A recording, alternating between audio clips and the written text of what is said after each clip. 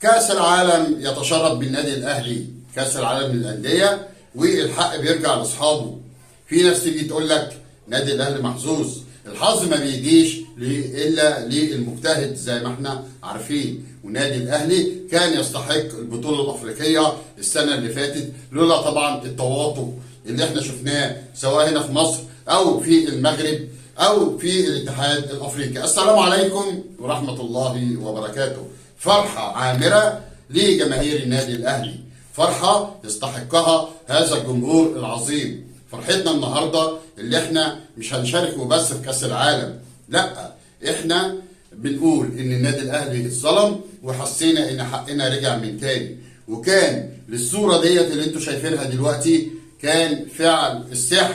فعلا محمود الخطيب قدر ان هو يوصل رساله لكل الدول الافريقيه بما فيهم الاتحاد الافريقي ان النادي الاهلي مظلوم، وراحت منه البطوله بفعل فاعل وتواطؤ 3 افراد او 3 مؤسسات في الموضوع دوت زي ما احنا عارفينه. كان الاتحاد المصري واخفائه للجواب اللي احنا عارفينه، وتاني حاجه الاتحاد الافريقي اللي اصر ان البطوله تبقى فين؟ تبقى في المغرب، البلد اللي بتلعب النهائي. طبعا ده لا يجوز. فطبعا غيرنا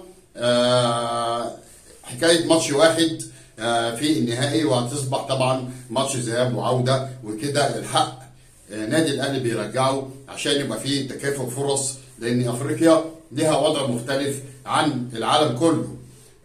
طبعا احنا بنبارك للنادي الاهلي، مستنيين ان شاء الله في كاس العالم نقدم مردود كويس، واحنا اكبر فرقه لعبت في كاس العالم للانديه، وفي غيرنا متحصر دلوقتي واحنا عارفينهم، الفراخ البيضاء زي ما بيقولوا متحصرين، ويجي يقول لك ان اديني بس نص حظ الاهلي. نص حظ الاهلي ايه يا بيه؟ احنا لو عندنا حظ واخد بالك كنا زماننا دلوقتي بنتكلم في 15 لقب افريقي في دوري الابطال.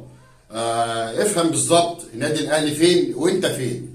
طبعا مش هنتكلم كتير، مستنيين طبعا الجديد للنادي الاهلي من تألق، وحكايه المركز الثالث دي خلاص ادمت، احنا عايزين نوصل لابعد من كده ان شاء الله، ويبقى لينا قدوه كده حسنه لمنتخب المغرب، وبالاصرار والعزيمه شوف هو فين. فاحنا برضو عايزين نشوف النادي الاهلي في حته تانيه خالص. النهارده بقى مطوشه الدوري وجمال مطوشه الدوري. في ناس بتتكلم عن الحظ بتاع النادي الاهلي، لا، ده حظ الزمالك، حظ بصراحه ربنا ما شفتوش في ماتشين اللي فاتوا. والماتش ده ماتش بيراميدز، حرام ان الزمالك يفوز.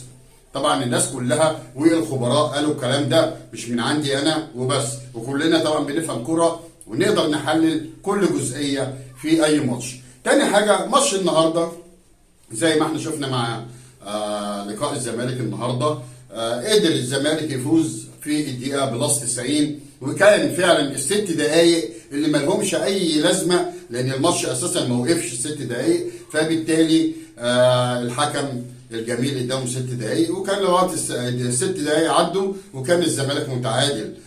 ولكن طبعا معلش الحظ بيلعب دوره، ولو كان في شويه حظ كان زمان الوقت فارق النقاط بين النادي الاهلي ونادي الزمالك اكتر من 4 نقط، كان ممكن نقول فرق 8 نقط والقصه هتبقى خلصت من اولها. يجي واحد زملكاوي كده معرفش طبعا كلهم بقالهم سنتين والله العظيم 3 يا جماعه الخير. نادي الزمالك وجماهير نادي الزمالك كان دايما المقوله الشهيره بتاعتهم سنظل اوفياء، طول عمرك مركز تاني ومركز تالت. ده بالعكس كان المركز التاني ده كان فرق بينه وما بين النادي الاهلي في حدود 12 نقطه 15 نقطه، يعني ما كانش فيهم مناسبه اساسا اللي انتوا تتكلموا. دلوقتي بقى ليكم صوت وجايين تتكلموا على الحظ وعلى الاداء. لا يا جماعه، نادي الزمالك بيعاني بس هو الحظ معاه شويه. وطبعا شفنا اللقاء النهارده بصراحه ربنا يخلص تعادل على الاقل، والشوط الاولاني كان زمالك ممكن ان هو كمان يخسر طبعا في الشوط الاولاني زي ما احنا شفنا. نيجي بقى على حبيبنا وابن عمهم وصاحبهم واخوهم وعدونا للاسف نادي الدراويش. هنقول عدونا ليه؟ احنا ما بنعاديش حد، لكن الناس دايما هي اللي بتعادينا. يجي اساسا البي مضروب من طوب الارض ومغلوب من طوب الارض، ومعرفش 6 أو 7 هو لقاءات خلصوا، البيع عنده 3 نقط بيسرع الهبوط زي السنه اللي فاتت واللي قبلها، ويجي يقول لك ايه نادي الاهلي ما بيلعبش في اسماعيليه، فين تكافؤ الفرص؟ يا عم الناس كلها بتغلبك في اسماعيليه، يبقى الاهلي مش هيغلبك في اسماعيليه، ده هيحط عليك زياده وزياده. والجماهير العظيمه بتاعت الاسماعيليه اللي نزلوا اليافطه بتاعت رعاه النادي الاهلي، معلش العين ما بتكرهش على اللي احسن منها، طول عمرنا بنحط عليكم وطول عمرنا احنا الاول، فبالتالي انت مش طايق النادي الاهلي ولا انجازاته ولا الرعاه ولا الفلوس ولا الالقاب، كل ده عشان الناموس الابيضاني قريبكم، طبعا ما ينفعش. اي حاجه تضايق نادي الاهلي انتوا بتعملوها. فطبعا نادي الاهلي يا جماعه زي ما احنا قلنا مليون الف مره، نادي الاهلي كبير جدا جدا جدا. لو انت عايز الكوره المصريه تنهض اتعلم من النادي الاهلي، ساعتها هتعرف.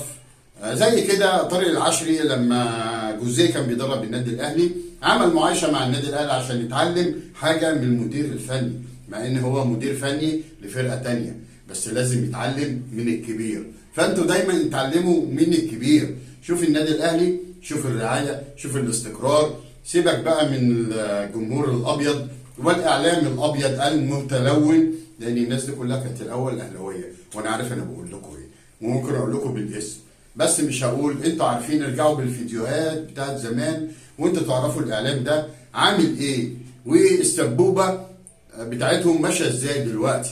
فبالتالي نادي الاهلي كبير، محمود الخطيب محترم، مفيش اهلاوي الا لما يكون محترم. وبرضه نادي الزمالك فيه ناس محترمين كتير على راسنا من فوق، منهم طبعا رموز قديمه احنا بنحترمها وبنقدرها، بس للاسف قيادات نادي الزمالك ومجلس اداره نادي الزمالك اللي هم هيستزين الرؤوس هم كمان، واخد بالك، بيقضوا على اي رمز يكون كويس من رموز نادي الزمالك. واسالوا طبعا يكن وهشام يكن وغيره، والناس اللي هي كانت تحت المدرج ما اعرفش بيعملوا ايه. فطبعا نادي الزمالك نادي محترم والله، وانا ليا اصحاب كتير زملكاويه وقرايبي فيهم زملكاويه، وانا بحب نادي الزمالك، بس طبعا عشقي الاولاني هو النادي الاهلي رقم واحد. يجي بقى في المرحله السابعه والثامنه نادي الزمالك، تمام؟ بس نادي الاهلي هو مصدر السعاده بالنسبه لنا كلنا كجمهور النادي الاهلي. طبعا هنتكلم عن لقاء نادي الاهلي مع فيوتشر، بس طبعا بوجه كلمه لمنتخب المغرب الشقيق، بصراحه ربنا انتوا على راسنا من فوق، تمام؟ شرفتونا وشرفتوا العرب، وبصراحه ربنا اداء ممتاز. انا اول مره والله العظيم 3 اتفرج على ماتش في الكافيه الاخراني ده، ماتش المغرب، تمام؟ ولغايه اخر دقيقه وانا بتنطط عشان انا المغرب يجيب جون، كانه منتخب مصر اللي بيلعب. انتوا وحدتوا الشعب العربي كله، لكن للاسف في برضه دوله او دولتين، معلش هنقول طبعا الشعب الجزائري فيهم ناس محترمه كتير، واحنا كلنا واحد، واحنا كلنا كعرب المفروض نساند منتخب زي منتخب المغرب. لكن الشماته بعد اللقاء كانت باينه قوي وعلى السوشيال ميديا في الاطراف الجزائريه. طبعا احنا عارفين الخلاف بين المغرب وبين الجزائر كجمهور، لكن يا جماعه احنا سنظل مع اي منتخب عربي يشرف الكره العربيه، وبنتمنى لمصرنا الحبيبه بعد ما نخلص من شله المرتزقه اللي احنا عارفينهم، ممكن اقول لكم بالاسم بس مش هقول لان انتوا عارفين كل واحد فيهم ايه بالظبط. بعد ما نخلص من الناس دي ويجي ناس تبقى كويسه يمسكوا المنتخب والاداره الفنيه، سواء بقى في اتحاد الكوره او في المنتخب، بحيث ننهض بمنتخبنا يا جماعه، لان احنا حرام بصراحه ربنا يجي كاس العالم زي كده ونتفرج عليه، فما ينفعش. نرجع بقى لماتش فيوتشر زي ما احنا شفناه، في تهاون كبير قوي من لعيبه النادي الاهلي. احنا ما صدقنا ان احنا ماشيين صح، لكن برعونه من الحارس الشناوي وخطا من الدفاع يقدر فيوتشر ان هو يتعادل في الشوط الاولاني، بعد ما كان الشوط الاولاني خالص 1-0 للنادي الاهلي بهدف حسين الشحات. وطبعا ضاعت كورتين من البرازيلي سافيو ومن عمرو السوليه من شوطين، وشوطه قفشه اللي ضيع ضربه جزاء. وانا قلت يا جماعه من الاول ضربات الجزاء ليها ناسها، فانا بقول لقفشه يعني حال كل اهلاوي دلوقتي، انت ضيعت مننا نقطتين بسهوله جدا جدا، وكان ممكن ان احنا نطلع فايزين، ولو كنا احنا لعبنا باداء زي الشوط الاولاني ونازلين ضاغطين كنا خلصنا اللقاء بدري بدري. لكن للاسف هي كره القدم، وسبحان الله نادي الزمالك كان المفروض لغايه اخر ثانيه يخسر نقطتين، والنادي الاهلي لغايه اخر 5 دقائق كان كسبان، وحصل طبعا المشكله بتاعه الهدف وما قدرناش ان احنا نرجع للقاء تاني. فهارد لك للنادي الاهلي، وقبل لعيبه النادي الاهلي بقول هارد لك لجمهور النادي الاهلي. احنا تعبانين يا جماعه من السيزون اللي فات، فبلاش نقطتين هيجيبوا نقطتين، لا ما ينفعش، لازم تدخل في كل ماتش بحزم وباصرار عشان نقدر ان احنا نخلص من موضوع الدوري دوت. لان بصراحه ربنا مش هينفع ان احنا نخسر الدوري للمره الثالثه، صعب قوي.